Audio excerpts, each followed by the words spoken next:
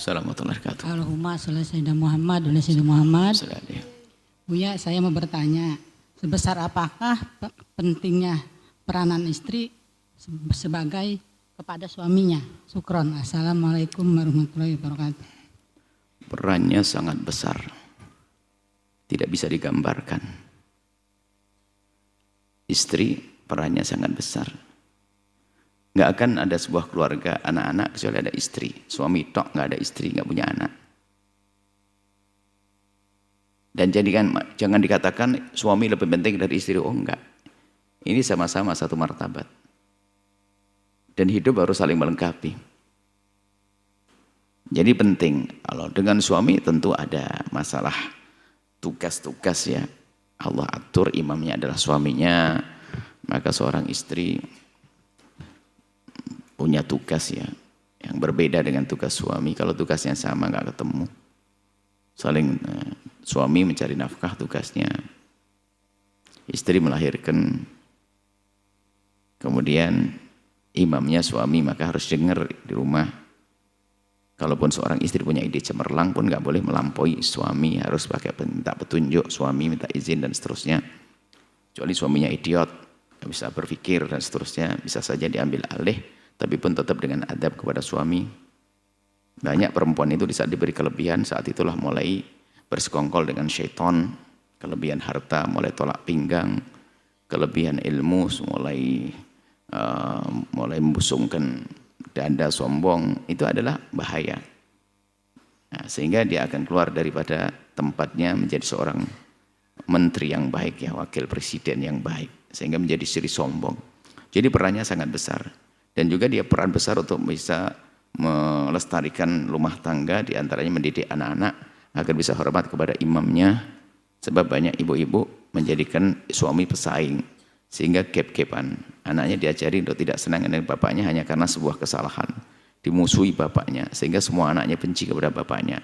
Maka kami sampaikan, jika ternyata anak-anaknya ibu tersebut membenci ayahnya, berarti itu ibu yang gagal. Ibu yang hebat adalah yang bisa mengajari anaknya untuk bisa hormat kepada bapaknya. Biarpun bapaknya misalnya orang gak benar, tapi tetap tertanam di hatinya rindu untuk berbakti pada bapaknya. Itu ibu yang hebat. Maka ibu yang mengajari anak yang gak baik sama bapaknya, ibu gagal dia. Biarpun dia dolim bu yang kepada saya, dia mencerai saya, tidak ngasih nafkah. Biarpun mencerai, tidak ngasih nafkah nempeleng, tetap itu ayahnya daripada anak-anak. Jangan yang jelek ayahnya, anak kita jadikan jelek juga. Ini kebodohan seorang ibu. Tetap dibisikkan, sayang, kamu mungkin dengar tentang ayahmu ya. Iya, ayah begini. Ayahmu katanya begitu. Tapi Allah Maha Pengampun. Kau doain semoga Allah mengampuni. Diajarkan yang baik. Allah semoga mengampuni. Anaknya mungkin sudah tahu tentang kejelekan ayahnya.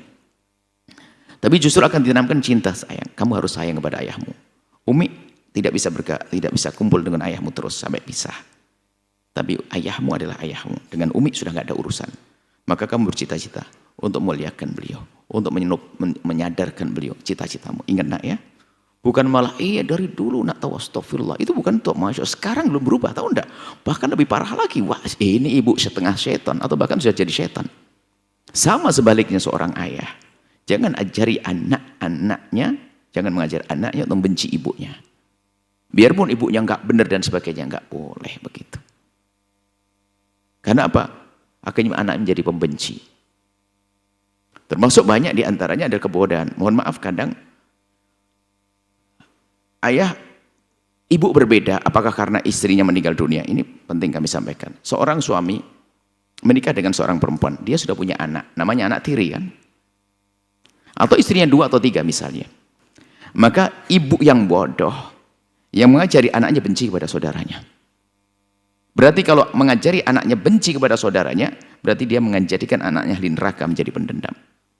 Biarpun saudaranya dolim, bukan urusan dia. Biarpun saudaranya dolim, misalnya anak pertama gede-gede dolim selalu, pokoknya harta ini mana. Biarpun dolim, apakah anak kita jadikan ahli neraka? Tolong, hei ibu yang punya anak tiri, jangan ajari anakmu memusuhi anak tirimu. Sebab itu saudaranya. Mutus tadi persaudaraan menjadikan rizki akan dipangkas oleh Allah, keberkahan dipangkas neraka. Nah inilah, biarpun saudaranya jahat, jangan jadikan anak anda jahat. Cuman kadang hawa nafsu langsung diajari perang. Makanya anda ibu gagal yang punya anak memusuhi saudaranya.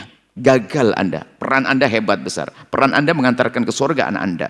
didolimi oleh saudaranya. Saudaranya bukan saudara tiri, saudara seayah loh, itu bukan saudara tiri loh ya. Itu saudara saya, ibunya beda. Ibunya satu adalah Anda, yang satu ibunya orang lain misalnya. Tetap bapaknya satu, nggak boleh Anda mengajarkan. Ini biasanya permasalahan orang yang mohon maaf, yang punya ibu berbeda-beda. Ini yang rusak ibunya. Ibunya yang merusak. Tidak tahu itu saudaranya. Maka Anda akan sukses kalau ngajari, sayang, itu abangmu loh ya. Tapi abang begini. Boleh, abang tetap abang. Jangankan kok seayah beda ibu. Yang seayah seibu pun ada yang jahat, ada kok. Dia pahamkan dong. Yang seayah ibu sejahat juga ada, sayang. Apapun bentuknya, kamu tidak boleh jahat. Kamu tidak boleh. Itu baru benar. Makanya peran ibu itu begitu. Cuma mungkin kita melihat kebodohan. Wah, dia ajak berantem sama anak tiri musuhan. Sehingga gap-gapan.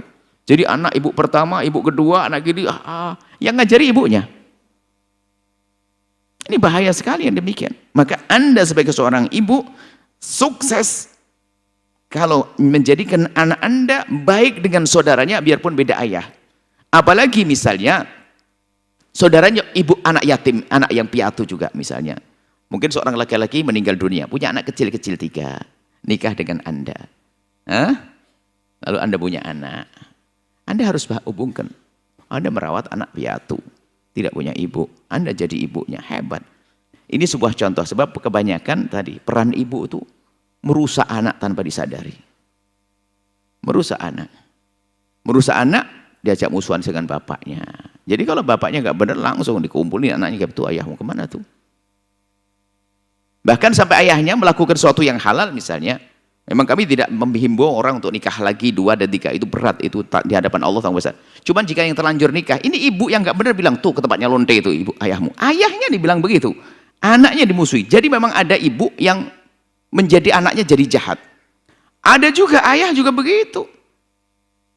Ngajari anaknya, Masya Allah, jauh sudah cerai, istrinya pisah, nggak boleh, kamu nggak boleh hubungan sama ibumu. Tahu nggak?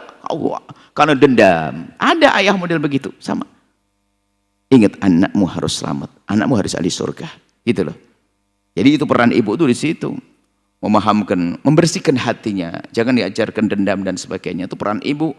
Mendidik anak bukan didik jasad saja, wahai ibu, bukan Anda besarkan badannya, akan tapi hatinya harus benar. Misalnya tetangga dolim kepada Anda di rumah Anda, ibu ternyata punya peran hebat, orang lain nggak bisa, sayang. Ngapain tetangga? Iya, tetangga ternyata nebang pohon kita tanpa izin, ngerusain. Doain dengan doa yang baik, sayang.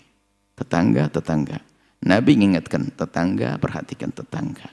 Cuman kadang ibu, dulu juga pernah, tahu enggak? Ini bukan yang pertama, astagfirullah. Memang begitu tetangga, astagfirullah, innalillah, la ilaha illallah. Ibu mana itu, Bu? Itu bukan Anda semua. Jadilah ibu ahli surga. Amin. Menghantarkan anak-anak ke surga insyaallah. Ini yang tanya ibu-ibu, besok bapak-bapak. Akhirnya gara-gara begini ada nggak berani tanya bapak-bapak, Buya gimana bapak yang baik, nggak berani tanya, takut dimarahi sama Buya. Wah, ini repot ini. Semoga Allah mengampuni semuanya, mengangkat derajat semuanya, wallahu a'lam.